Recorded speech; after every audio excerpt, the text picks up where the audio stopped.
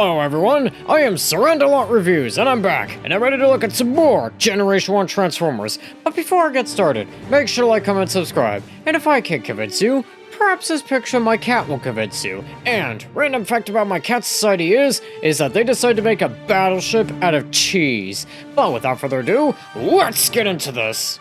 So, the first episode we're gonna look at is the key to Vector Sigma, where the Decepticons try to get themselves some wheels to battle the Autobots. Without further ado, let's get into this! So, the episode starts out with the Autobots trying to escort some new super fuel back to Autobot base. But unfortunately, Megatron also catches on to the idea that the Autobots are trying to escort some super fuel back to Autobot base and try to intercept them. But luckily, through the help of a ravine and smokescreen, they are able to evade the Decepticons and swat Megatron away from the super fuel. And Megatron, being a bit sour from his latest defeat, decides he's gonna go get himself some wheels, and so he sends Rumble to do this here.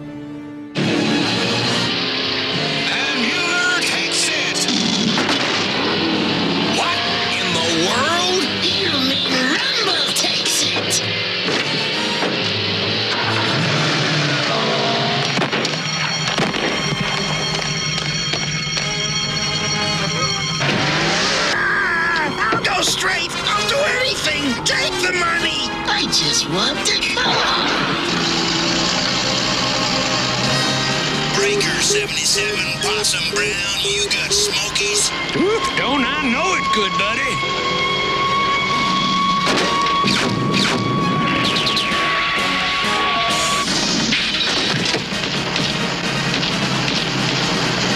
Anyways, so Megatron decides to make some slight improvements to these cars that he had Rumble steal, and here is the product of his efforts. Let's test the improvements, shall we?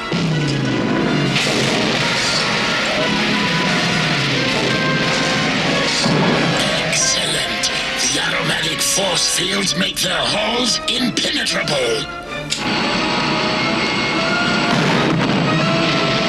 Now to test their anti-gravitational abilities. Even better than I expected.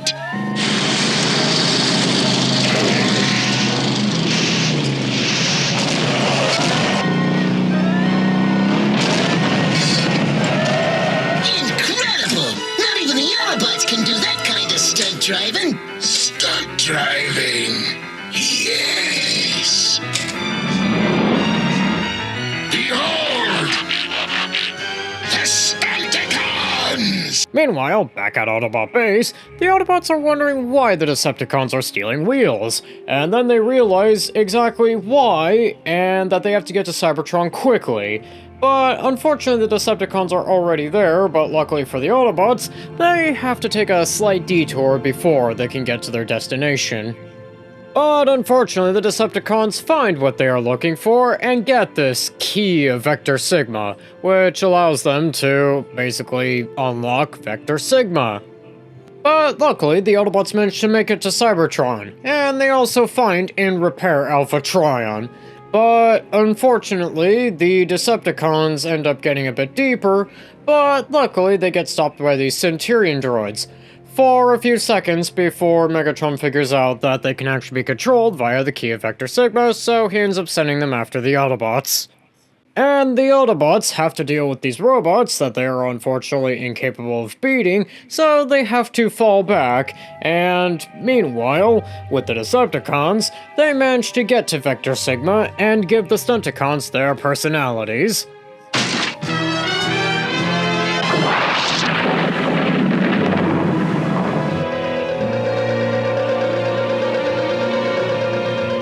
Personality programming completed. I am Megatron, your leader. Declare yourselves to me. I am Ultramaster. I swear loyalty to you. I am Dead End. I guess I'll have to do what you say. I'm Breakdown. I'll obey too. I am Dragstrip. I live to obey.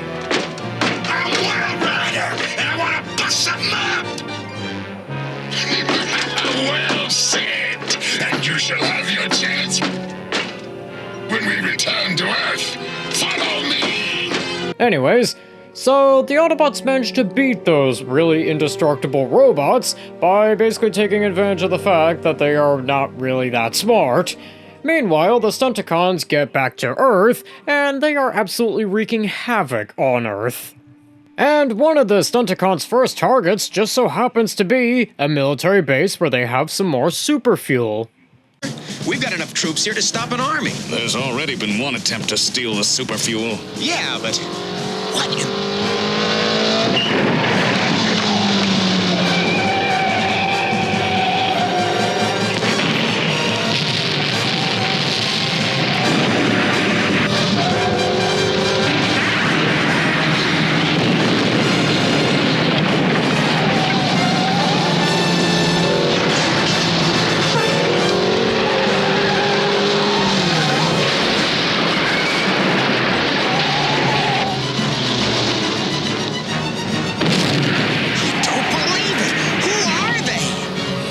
Driving those cars. That can only mean one thing.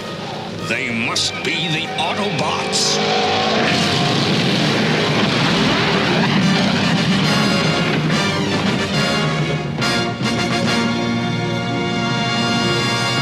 And overall, I will say that the Key to Vector Sigma is a really good start to the Key to Vector Sigma duology, and I really like how it's a good introduction to the Stunticons, and how they're basically the anti-Autobots. And I like at the end how the military is pretty convinced that these must be the Autobots because, well, there's not really a whole lot of other cars that drive by themselves.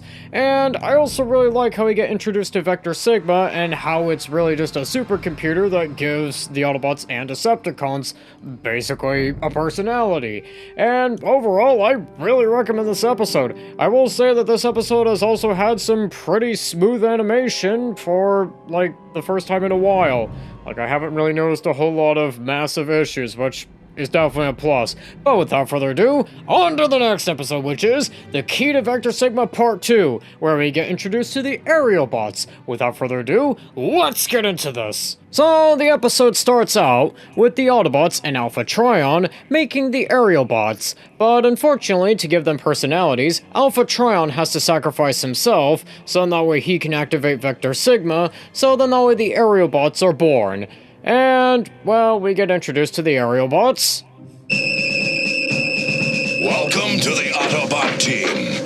I am Optimus Prime, and we welcome you, aerial bots. What's happening, dudes? Hi. I used to be a courier ship, but now I think I'm Silverbolt. And I'm Air Raid. Jeez, what is this place? Who are you guys? Who are you? Oh, right. I'm Fireflight. I'm Skydive. I'm Slingshot. Used to be a speed shuttle. Now I'm the fastest, smartest, hottest jet you ever saw.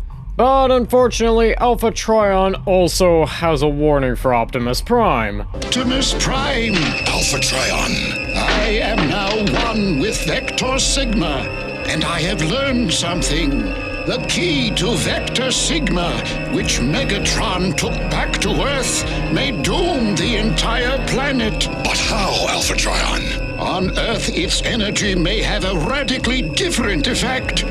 More I cannot say. But unfortunately, Shockwave manages to inform Megatron that the key to Vector Sigma can in fact destroy planet Earth. But luckily, the Autobots and the aerial bots manage to fight their way out of Cybertron. But unfortunately, Omega Supreme explodes as soon as they get home. And while back on Earth, the Autobots and the aerial bots go to investigate the military base where they got the super fuel from, but unfortunately find out that the military is a bit jumpy and suspicious of them, and they also have to fight the Stunticons. And the Stunticons are giving the Autobots a bit of trouble, but the aerial bots can make short work of them. And also we find out that Silverbolt is a bit afraid of heights. And because Silverbolt is afraid of heights, Optimus Prime decides to put him in charge of the aerial bots. Which would be kind of like me putting an anti-vaxxer in charge of the entire US health department. And even the aerial bots kind of see that that is kind of ridiculous in this scene here. Turn it off, I can't stand it. Yeah, and we're supposed to be protecting these people. I don't believe it. Slingshot. Don't jump to conclusions about the human beings. We don't know enough about them.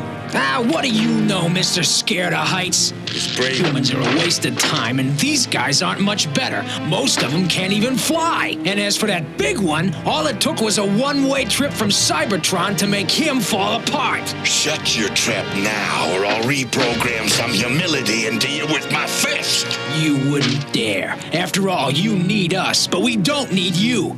Come on, guys. We can get along without these jokers. Anyways, so the Decepticons managed to figure out what the key to Vector Sigma does on planet Earth, and they're not too far from Tacoma and Seattle, and the Autobots have to try to stop them without the aerial bots. And while the Autobots are there trying to stop Megatron, they are getting absolutely curb-stomped by the Stunticons, and Silverbolt manages to convince the aerial bots that maybe they should probably go and help. And luckily for the Autobots, the aerial bots managed to make it just in time to save Optimus Prime. And they also end up curb-stomping the Stunticons, again, until this scene here. Optimus Prime! My cars have a secret which will rip your puny planes right out of the sky! Stunticons, unite!